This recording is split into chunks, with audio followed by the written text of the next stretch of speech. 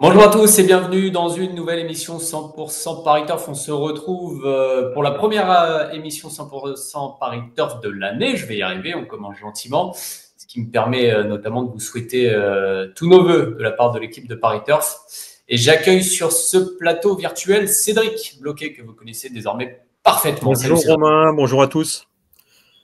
Allez Cédric, on entame très très belle réunion dimanche à Vincennes. Alors on dit souvent ça pendant le meeting d'hiver, mais là on a beaucoup de belles courses. Exact. Le prix Gélinote pour les 3 ans femelles, 2175 mètres, européen, course Ouais. européenne à noter. Et donc, tu connais le principe par cœur. Maintenant, il nous faut tes deux favorites. Ouais, bon, on démarre fort avec les meilleurs pouliches de 3 ans à l'heure actuelle, et notamment le numéro 4, Magic America. Une jument qui est invaincue en 3 courses. Et elle avait fait énorme impression l'avant-dernière fois, alors un peu moins lors de sa dernière victoire. On sait qu'elle est tenue en haute estime par son entourage, l'entraînement de Sébastien Garato, même soi-disant meilleur que Marion Datou, qui fait pourtant partie des meilleurs et elle l'a déjà prouvé. Donc on en attend une logique confirmation. Pour la deuxième place, c'est quand même plus ouvert. Le 13, Melba du Gers, une pouliche en plein progrès. La dernière fois, je pense qu'elle contenait sa compagne d'entraînement 1000 étoiles au moment de la faute de celle-ci. Et ils ont fait un sacré dernier 500 mètres sur jeu. Je crois que c'est dans les 9 effractions. Donc pour des pouliches de cet âge, c'est très bien. Je suis capable de prendre un accessite derrière l'épouvantail de la course. On enchaîne avec la deuxième course, Cédric, avec un réseau qui devrait s'arranger. Le prix d'Étrepagny, là aussi de bons chevaux de 5 ans qui viennent de prendre 5 ans, donc sur les 2700 mètres de la grande piste. Ton avis? Ouais, c'est une course quand même qui est assez ouverte. Après réflexion, j'accorde ma préférence au numéro 14, Karma. C'est un cheval que j'aime beaucoup. Il est en retard de gain. Alors, il a eu des soucis de santé en 2024. Pierre Lévesque a souligné qu'il avait mis du temps à retrouver son cheval. Il a l'air sur la bonne voie. D'ailleurs, il a bien couru au mois de novembre. C'était sur l'hippodrome de Nantes. On ne l'a pas revu depuis, mais c'est un cheval. Je me rappelle, l'année dernière, il avait une absence de 2 ou 3 mois. Il avait quand même gagné d'entrée de jeu à Vincennes dans un lot bien composé. Et là, il va être surtout déféré des 4 pieds. Il a été une seule fois, c'était au trop monté dans un groupe 1 et il aurait sans doute gagné ce jour-là sans une faute à l'entrée de la ligne droite. Donc malgré une forme qui est peut-être incertaine, enfin il est peut-être pas à 100%, je lui accorde ma préférence devant le numéro 8, Express Dark, qui reste sur 2 victoires, dont la dernière fois dans un quintet. Le loup est un peu plus relevé cette fois-ci. J'avais hésité aussi avec le 11, Casar, mais il m'a vraiment déçu la dernière fois. Alors Adrien Garato a confié à l'un de nos reporters que le cheval était malade ce jour-là, donc éventuellement à racheter, mais il fallait faire un choix. C'est noté. La troisième, le prix d'Anguin, qui, on revient au niveau groupe après la première. La groupe 3 pour des 4 ans au trop monté. Alors, tous les meilleurs 4 ans ne sont pas là, mais on a quand même du beau monde au départ de cette course. Ouais. Alors le numéro 9, Lionheart, qui était parti littéralement couru dans le prix de Vincennes à 6 pour 10, c'était d'ailleurs assez incroyable cette cote, qui était dérisoire. Donc évidemment, il faut le racheter en grande confiance. La dernière fois, il a loupé son départ. Je pense qu'on va faire des réglages et surtout, Eric Raffin va assurer au maximum dans les premiers mètres de course. Normalement, s'il ne fait pas de faute, il va être très difficile à battre. Et le 11 Little Aurélie, qui est encore bien en course, justement, dans le prix de Vincennes, au moment de sa faute à mi-parcours. Apparemment, elle aurait pris peur d'un piqué, ce qui explique sa faute. Il faut la racheter avec des 4 pour la première fois. D'ailleurs, il faut quand même souligner qu'il y en a beaucoup qui vont être déférés pour la première fois. C'est son cas et ça devrait bien lui convenir vu ses allures aériennes. On raccourcit la distance pour le prix de Lille, la quatrième course sur 2100 mètres. Alors, historiquement, c'est toujours une belle course, ce prix de Lille, et l'édition 2025 ne déroge pas vraiment à la règle, puisqu'on a de bons compétiteurs très très bien connus dans cette catégorie. Ouais, l'un des plus jeunes de la course, à 6 ans, le 7 Jack Tonic. Alors lui, il fait partie des meilleurs de sa génération, enfin juste en dessous des tout meilleurs, mais la dernière fois, il avait quand même terminé troisième d'un groupe 2 derrière Joshua Tree et Justin Bold, une sacrée référence, et il a aussi fait ses preuves sur les 2100 mètres de la grande piste. L'année dernière, c'était il y a presque un an, il a fait cinquième du Critérium Continental en Indies 2. J'ai regardé, c'est le meilleur record du parcours parmi les concurrents. Mais il n'a pas non plus gagné d'avance. Il n'a pas une marge de folie, ce Jack Tonic. Un cheval comme le numéro 8, Orchestro, il fait son retour dans la capitale et il a déjà brillé pour le passé et également sur ce parcours. C'est un lauréat potentiel. Il y a aussi une attraction dans cette course, c'est le numéro 2, Extrême.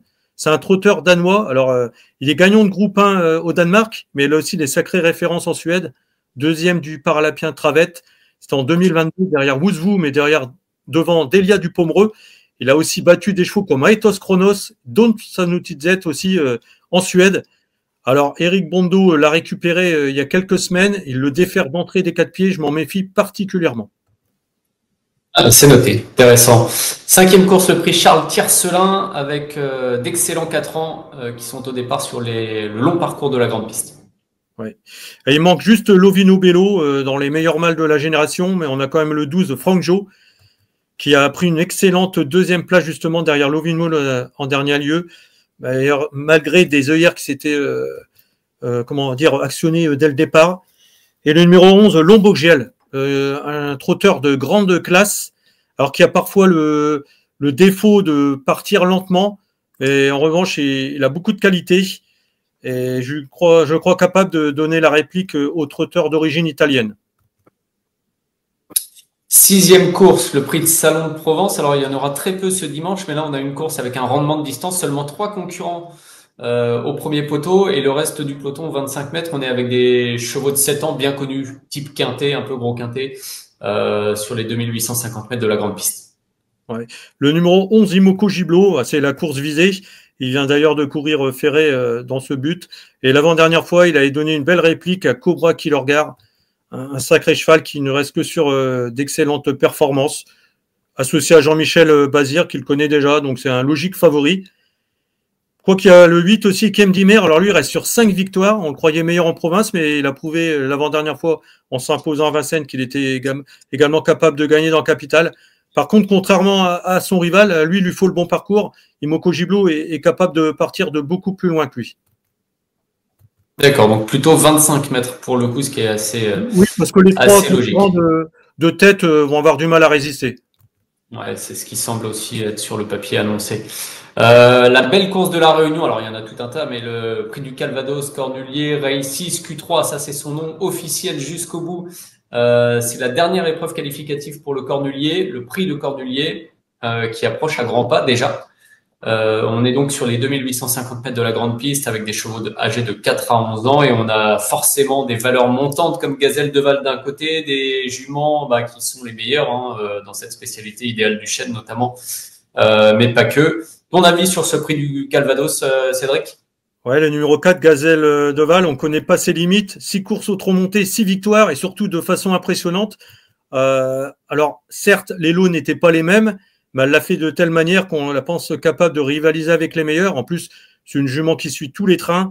Elle va être capable de terminer très vite, et à mon avis, elle va décrocher sa qualification pour le prix de Cornulier.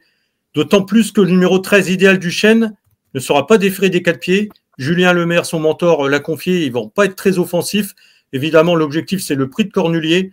Donc, c'est pour cette raison que j'ai placé le numéro 3, Intouchable, en 2e position. Il a fait de très bons débuts au trot monté en dernier, justement derrière Idéal du Chêne. Et si ça s'était prolongé, il serait même venu titiller la championne. Alors, est-ce qu'il va être en mesure de confirmer? C'est pas sûr. Il faut quand même noter que les hits n'étaient pas terribles la dernière fois. Par contre, en course, c'était parfait. Donc voilà, et il faut aussi racheter le numéro 11, Édition Gemma, qui va retrouver un parcours de tenue à sa convenance et qui va être pieds nus cette fois-ci. C'était pas le cas en dernier lieu.